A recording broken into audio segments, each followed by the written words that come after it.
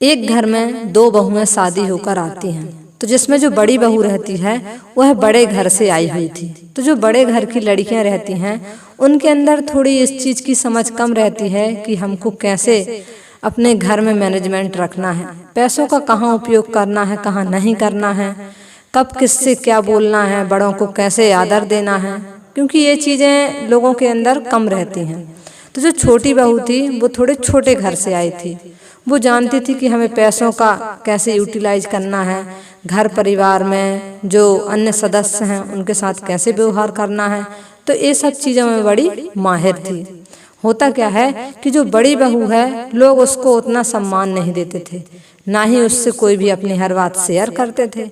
लेकिन जो छोटी बहू है सभी लोग उससे बात करना चाहते, उसके पास बैठना चाहते, उससे पूछते कि मैं जो काम कर रहा हूँ या कर रही हूँ वो सही है कि गलत है। तो यह बात बड़ी बहू को थोड़ी अच्छी नहीं लगती थी, उसको खटकती थी।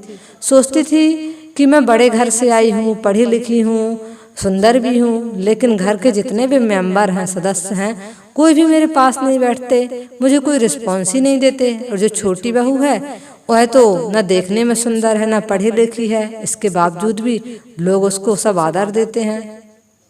तो वह एक दिन अपनी माँ जी से पूछती है कि माँ जी ऐसा उसमें क्या है जो मुझ में नहीं, जो सब उससे बात करते हैं, उसके पास बैठते हैं, बात पूछते हैं।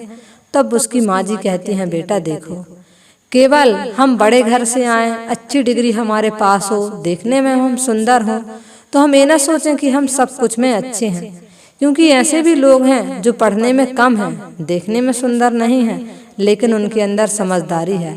वह बात व्यवहार जानते हैं कि हमें कैसे करना है।